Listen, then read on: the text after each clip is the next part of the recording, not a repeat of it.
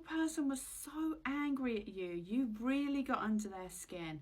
They went off on you and then ghosted you. It's like the saying, don't cut your nose off to spite your face. And that's exactly what this person is. They are so mad and angry with you, but what they're doing is they're just deflecting, because the person they should be mad and angry at is themselves. You called them out, you stood up to them and you said, I'm not taking this crap. But the thing is, because everyone else does that they deal with, when you stood in your strong boundaries and said, no, I'm not taking this, they got mad. They still be mad. You're coming up with the Queen of Wands, the High Priestess, and the Queen of Pentacles energy. You're not taking no one's rubbish. So by you having strong boundaries and calling them out on their BS behaviour, they got triggered, they got mad like a little kid.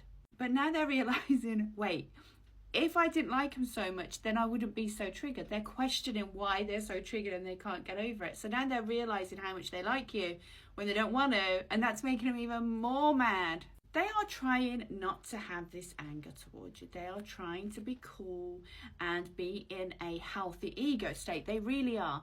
But deep down, if we dig all the way down, they'd be mad. They'd be mad that their little tricks and their manipulation didn't work on you. They keep stepping into their child ego state. You putting up this boundary, all it did was put a wedge in between you. They didn't respect the boundary. It just put distance between you.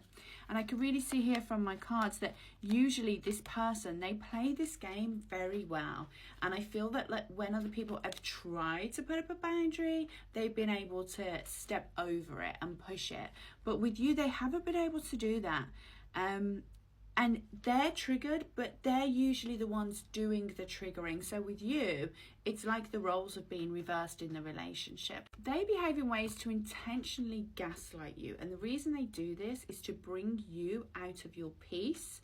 So then you be acting triggered and like a crazy person. And then they can go, there you go, look, I told you. And then they're all like, can't come across as calm and collected, and they come across as the good guy.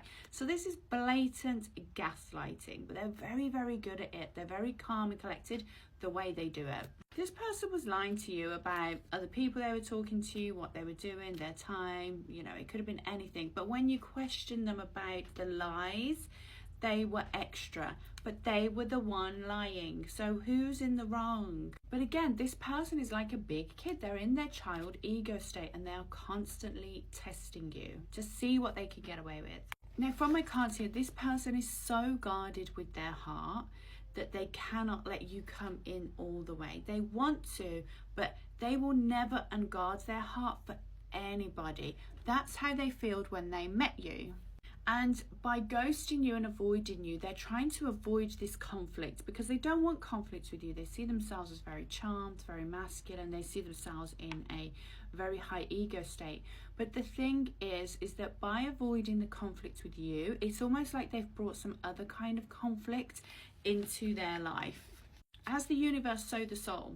So because they have inner conflict and they're not at peace with themselves, they are always bringing conflict in their relationships. The thing is about you is you is actually healing them by putting up these strong boundaries, because you're teaching them what that looks like and what it means to respect that. They are figuring out right now and realizing right now, this second, that you were teaching them about love, because you taught them that by having strong boundaries, you were teaching them what it is to not only love yourself, how to love others, because boundaries show self-respect.